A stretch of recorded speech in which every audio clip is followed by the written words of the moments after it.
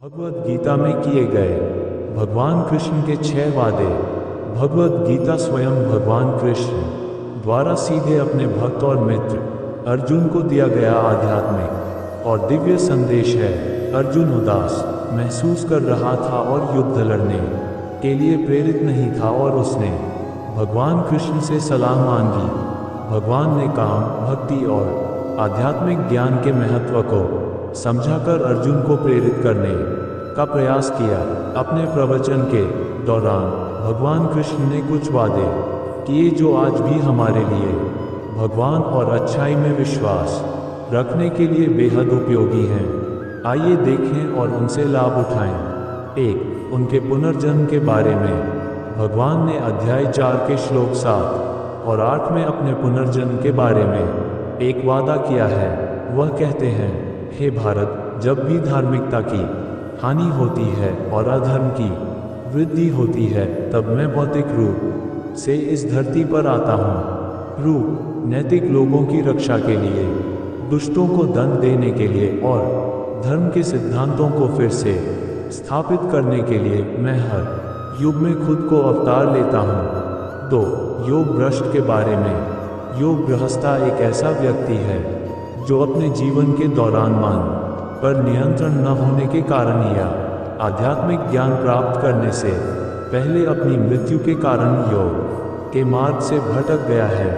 अध्याय 6 के श्लोक 38 में अर्जुन योग भ्रय के संबंध में अपनी शंका इस प्रकार पूछता है, हे कृष्ण, क्या ऐसे योग भ्रष्ट का जीवन बिना किसी भौतिक या आध्यात्मिक सफलता के बिखरे हुए बादल जैसा हो जाएगा? भगवान कृष्ण ने अध्याय 6 के श्लोक 40 से 44 तक अर्जुन को विश्वास दिलाया है। वे कहते हैं, हे अर्जुन, ऐसे व्यक्ति को न तो इस लोक में और न ही परलोक में कोई नुकसान होगा, क्योंकि जिसने अपने कर्तव्यों का पालन किया है, आध्यात्मिक ज्ञान प्राप्त करने के लिए उसे कोई कठिनाई नहीं होगी। ऐसा व्यक्ति स्वर्ग में पहुंचेगा, जहां नैतिक लोग मृत्यु के बाद पहुंचते हैं। वह वहां कुछ वर्ष बिताता है और एक अमीर परिवार में जन्म लेता है। यदि ऐसा व्यक्ति विरागी साधु है, तो वह स्वर्ग पहुंचने से पहले ही आध्यात्मिक रूप से ज्ञानी यौगिक परिवार में जन्म ले लेगा।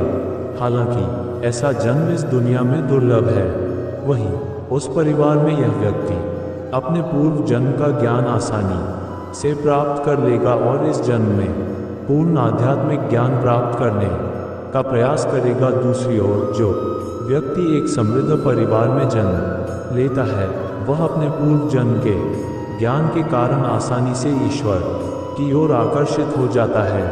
3.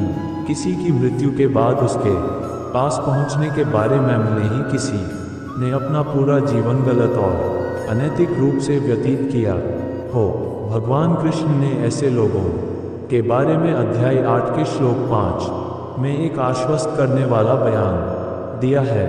मौत सीधे मुझ तक पहुंचेगी, इसमें किसी तरह की शंका की गुंजाइश नहीं है। 4. योग और क्षेम के बारे में भगवान ने अध्याय 9 के श्लोक 22 में एक आशाजनक कथन दिया है, जिसमें लिखा है, जो लोग हमेशा मजबूत, शुद्ध और निस्वार्थ भक्ति के साथ मेरी पूजा करते हैं, मैं उनके योगों, उन चीज़ों की जो उनके भक्तों की कमी है, और क्षेम, उनकी रक्षा का ध्यान रखता हूँ, चीज़ें जो उनके भक्तों के पास हैं। 5. अपने भक्तों के बारे में भगवान कृष्ण ने भी अध्याय 9 के 31वें श्लोक में अपने भक्तों के बारे में एक आश्वस्त करने वाला बयान दिया है। वे कहते हैं, यहाँ तक कि अगर सबसे दुष्ट व्यक्ति भी मुझे भक्ति के साथ पूजा करते हैं, तो उन्हें पुण्य के रूप में माना जाना चाहिए, क्योंकि वास्तव में उन्होंने दृढ़ निश्चय किया है कि भगवान की भक्ति करने के अलावा और कोई अच्छा काम नहीं है। हे अर्जुन, वह जल्द ही एक अच्छा इंसान बन जाएगा और शाश्वत सुख भी प्राप्त करेगा। ये निश्चित रूप से समझ लें कि मेरा भक्त कभी नहीं खोएगा। 6. उत्तरदायित्व के बारे में सभी वैष्णवों को यह आगामी वादा बहुत पसंद है और यह हमारे जीवन को आगे बढ़ाने के लिए मजबूत समर्थन और समर्थन है। अध्याय 18 के छंद 66 में भगवान कृष्ण कहते हैं, अपनी सभी जिम्मेदारियों को मुझे सौंप दो, अपना पूरा आत्मा केवल मुझे सर्वशक्तिमान, सर्वज्ञ और सर्वव्यापी को सौंप दो। मैं तुम्हें सभी पापपूर्ण परिणामों से मुक्त कर दूंगा। निराश मत